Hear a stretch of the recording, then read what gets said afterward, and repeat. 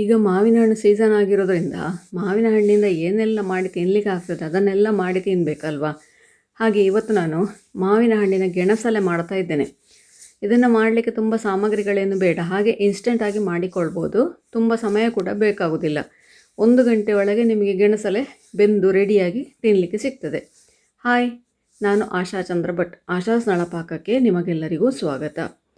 ಗೆಣಸಲೆ ಮಾಡಿ ಉಳಿದ ಹಿಟ್ಟಿನಿಂದ ನೋಡಿ ಈ ಥರ ಕಡುಬು ಕೂಡ ಮಾಡಿಕೊಳ್ಬೋದು. ಅಂದರೆ ಗೆಣಸಲೆಗೆ ನಾವು ಒಳಗಿಂದ ಕಾಯಿ ಹಾಗೂ ಬೆಲ್ಲದ ಸುಳಿಯನ್ನು ಇಡ್ತೇವಲ್ವ, ಕಾಯಿ ಹಾಗೂ ಬೆಲ್ಲದ ಸುಳಿ ಮುಗೀತು ಅಂದರೆ ಮತ್ತೆ ಹಿಟ್ಟನ್ನು ಎಂತ ಮಾಡೋದು, ಆವಾಗ ಈ ಥರ ಅದನ್ನು ಕಡುಬು ಕೂಡ ಮಾಡಿ ಅದನ್ನು ಉಪಯೋಗಿಸಿಕೊಳ್ಬೋದು. ಈಗ ಇದನ್ನು ಮಾಡಲಿಕ್ಕೆ ಎಂತೆಲ್ಲ ಬೇಕು ನೋಡುವ. ನಾನಿಲ್ಲಿ ಒಂದು ಮಲ್ಲಿಕ ಮಾವಿನ ಹಣ್ಣು ತಗೊಂಡಿದ್ದೇನೆ. ತುಂಬ ಹಣ್ಣಾದ ಮಾವಿನ ಹಣ್ಣಿತ್ತು. ಅದನ್ನೆಂತ ಮಾಡೋದಪ್ಪ ಅಂತೇಳಿ ಆಲೋಚನೆ ಮಾಡುವಾಗ ಮಾವಿನ ಹಣ್ಣಿನ ಗೆಣಸಲೆ ಮಾಡುವ ಅಂತೇಳಿ ಆಯಿತು. ಹಾಗೆ ಅದನ್ನು ಚೆನ್ನಾಗಿ ತೊಳೆದು ಸಿಪ್ಪೆಗಳನ್ನೆಲ್ಲ ತೆಗೆದು ನೀಟಾಗಿ ಕಟ್ ಮಾಡಿ, ನಾನು ಒಂದು ದೊಡ್ಡ ಮಲ್ಲಿಕ ಮಾವಿನ ಹಣ್ಣು ಮಾತ್ರ ಮಾಡಿರೋದು. ಇದಕ್ಕೆ ನಾನು ಬೇರೆಂತ ಕೂಡ ಹಾಕಲಿಲ್ಲ.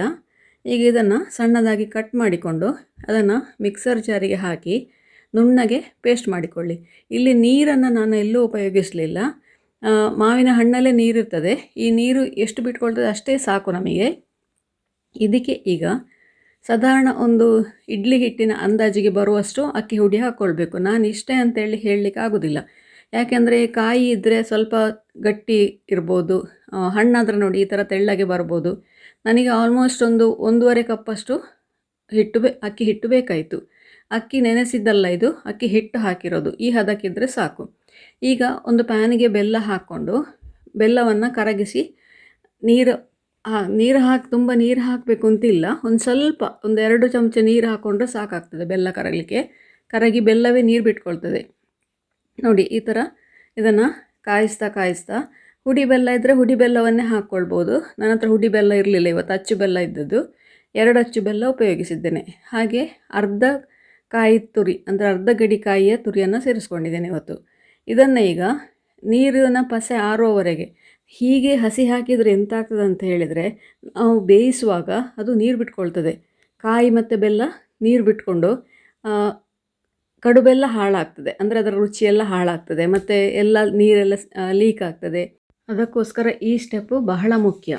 ಈಗ ನೋಡಿ ಈ ಥರ ಸಣ್ಣ ಸಣ್ಣ ತುಂಡು ಬಾಳೆಗಳನ್ನು ತಗೊಂಡು ಬಾಡಿಸ್ಕೊಂಡು ತೊಳೆದು ಒರೆಸಿ ಈ ಥರ ಹಿಟ್ಟನ್ನು ಒಂದು ಸೌಟು ಹಾಕ್ಕೊಂಡು ನಾವು ದೋಸೆ ಇರಿದಾಗೆ ಅದನ್ನು ಹಚ್ಚಿದ್ರೆ ಆಯಿತು. ಬಾಳೆ ಎಲೆಯಲ್ಲಿ ಹಚ್ಚಿ ಅದಕ್ಕೆ ಮಧ್ಯಕ್ಕೆ 1 ಅಥವಾ 2 ಸ್ಪೂನ್, ದೊಡ್ಡ ಸ್ಪೂನ್ ಅಂತಾದರೆ 1 ಸಾಕು, ಸಣ್ಣ ಸ್ಪೂನ್ ಅಂತಾದರೆ 2 ಸ್ಪೂನಷ್ಟು ನೋಡಿ ಈ ಥರ ಸ್ಪ್ರೆಡ್ ಮಾಡಿ ಕರೆಕ್ಟಾಗಿ ಮಧ್ಯದಲ್ಲಿ ಈ ಥರ ಫೋಲ್ಡ್ ಮಾಡಿದರೆ ಸಾಕಾಗ್ತದೆ. ತುಂಬ 4 ಫೋಲ್ಡ್ ಎಲ್ಲ ಮಾಡಬೇಕಾದ ಅವಶ್ಯಕತೆ ಇಲ್ಲ, ಇಷ್ಟೇ ಸಾಕಾಗ್ತದೆ. ಅದೇನು ಲೀಕ್ ಆಗೋದಿಲ್ಲ, ಒಂದು ಚೂರು ಕೂಡ ಲೀಕ್ ಆಗೋದಿಲ್ಲ. ಈ ಥರ ಎಲ್ಲವನ್ನು ಕೂಡ ಹಿಟ್ಟು ತುಂಬ ತೆಳ್ಳಗೆ ಮಾಡಿದರೆ ಬಾಳೆಗೆ ಹಿಡಿದೋಗ್ತದಷ್ಟೇ ಹೊರತು ನಿಮಗೆ ಬಿಡಿಸಲಿಕ್ಕೆ ಬರೋದಿಲ್ಲ. ಹಾಗಾಗಿ ಒಂದು ಚೂರು ಹಿಟ್ಟು ದಪ್ಪವಾಗಿ ಇಟ್ಕೊಳ್ಳಿ, ತೆಳ್ಳಗೆ ಮಾಡಲಿಕ್ಕೆ ಹೋಗಬೇಡಿ. ಕರೆಕ್ಟಾಗಿ ನಮ್ಮ ಇಡ್ಲಿ ಹಿಟ್ಟಿನ ಹದಕ್ಕಿದ್ರೆ ಸರಿ ಆಗ್ತದೆ. ತೆಳ್ಳಗೆ ಮಾಡಿದರೆ ಅದು ಕಡುಬು ಸರಿಯಾಗಿ ಬರೋದಿಲ್ಲ. ಬಾಳೆ ಎಲೆಗೆ ಹಿಟ್ಟು ಹಾಕೋ ಮೊದಲು ನಾವು ಇಡ್ಲಿ ಪಾತ್ರೆಯನ್ನು ಬೇಯಿಸಲಿಕ್ಕೆ ಇಡಿ. ಹಾಗೆಯೇ ನೋಡಿ ಹೀಗೆ ಗೆಣಸಲೆ ಅಂದರೆ ಕಾಯಿ ಬೆಲ್ಲ ಮುಗೀತು ಅಂದರೆ ಈ ಥರ ಡೈರೆಕ್ಟ್ ಹಿಟ್ಟನ್ನು ಬಾಳೆ ಎಲೆಯಲ್ಲಿ ಮಡಚಿ ಇಟ್ಟರೆ ಮಾವಿನ ಹಣ್ಣಿನ ರುಚಿಯಾದ ಕಡುಬು ಕೂಡ ರೆಡಿ ಆಗ್ತದೆ. ನಾನು ನೋಡಿ ಇಲ್ಲಿ 2 ಕೂಡ ಮಾಡಿದೆ ಇವತ್ತು. ನೋಡಿ ಈ ಥರ ಮುಚ್ಚಿ ಇದನ್ನು ಇನ್ನೀಗ ಒಂದು 20 ನಿಮಿಷ ಬೇಯಿಸಿದರೆ ಸಾಕಾಗ್ತದೆ. ಮೊದಲೇ ನೀರು ಬಿಸಿಯಾಗಿದ್ದರೆ 20 ನಿಮಿಷ ಬೆಂದರೆ ನಮ್ಮ ಮಾವಿನ ಹಣ್ಣಿನ ಗೆಣಸಲೆ ರೆಡಿ ಆಗ್ತದೆ. ನೋಡಿ ಈ ಥರ ಒಂಚೂರು ಕೂಡ ಲೀಕ್ ಸಹ ಆಗಲಿಲ್ಲ, ಒಂಚೂರು ಸೈಡಲ್ಲೆಲ್ಲ ಚೆಲ್ಲು ಕೂಡ ಇಲ್ಲ. ಇದು ನೋಡಿ ಮಾವಿನ ಹಣ್ಣಿನ ಕಡುಬು, ಒಂದು ಮಾವಿನ ಹಣ್ಣಿನ ಗೆಣಸಲೆ, 2 ಕೂಡ ಬಿಡಿಸಿ ತೋರಿಸ್ತೇನೆ ನಿಮಗೆ. ಗೆಣಸಲೆ ನೋಡಿ ಎಷ್ಟು ನೀಟಾಗಿ ಬಿಡಿಸಲಿಕ್ಕೆ ಬರ್ತದೆ ಅಂತೇಳಿ. ನೀವು ತೆಳ್ಳಗೆ ಹಿಟ್ಟು ಮಾಡಿದರೆ ಅದು ತೆಗಿಲಿಕ್ಕೆ ಬರುವುದಿಲ್ಲ, ಕಷ್ಟ ಆಗ್ತದೆ ತೆಗಿಲಿಕ್ಕೆ. ಅದು ಬಾಳೆ ಎಲೆಯಲ್ಲೇ ಹಿಡ್ಕೊಳ್ತದೆ. ನೋಡಿ ಆರಾಮವಾಗಿ ತೆಗಿಲಿಕ್ಕೆ ಬರ್ತದೆ. ಅದೇ ಥರ ಕಡುಬನ್ನು ಕೂಡ ಬಿಡಿಸಿ ಬಾಳೆ ಎಲೆಯಲ್ಲೇ ಹಾಕಿ ಮೇಲಿಂದ ತುಪ್ಪ ಹಾಕ್ಕೊಂಡು ತಿಂದರೆ ಸಾಕಾಗ್ತದೆ. ಇದಕ್ಕೆ ಚಟ್ನಿ ಆಗಲಿ ಮತ್ತು ಅಥವಾ ಸಾಂಬಾರಾಗಲಿ ಎಂತ ಬೇಕಾಗೋದಿಲ್ಲ. ಇದು ಹಾಗೆಯೇ ಮಾವಿನ ಹಣ್ಣಿನ ಟೇಸ್ಟಲ್ಲಿ ತುಂಬ ರುಚಿಯಾಗಿರ್ತದೆ. ನೋಡಿ ಬಾಳೆಹಣ್ಣಿನ ಗೆಣಸಲೆ ಹಾಗೂ ಬಾಳೆಹಣ್ಣಿನ ಕಡುಬು 2 ಕೂಡ ರೆಡಿ ಆಯಿತು. ನೀವು ಕೂಡ ಒಮ್ಮೆ ಖಂಡಿತ ಟ್ರೈ ಮಾಡಿ ನೋಡಿ, ಹೇಗಾಯಿತು ಅಂತೇಳಿ ಕಮೆಂಟ್ ಮೂಲಕ ನನಗೆ ತಿಳಿಸಿ.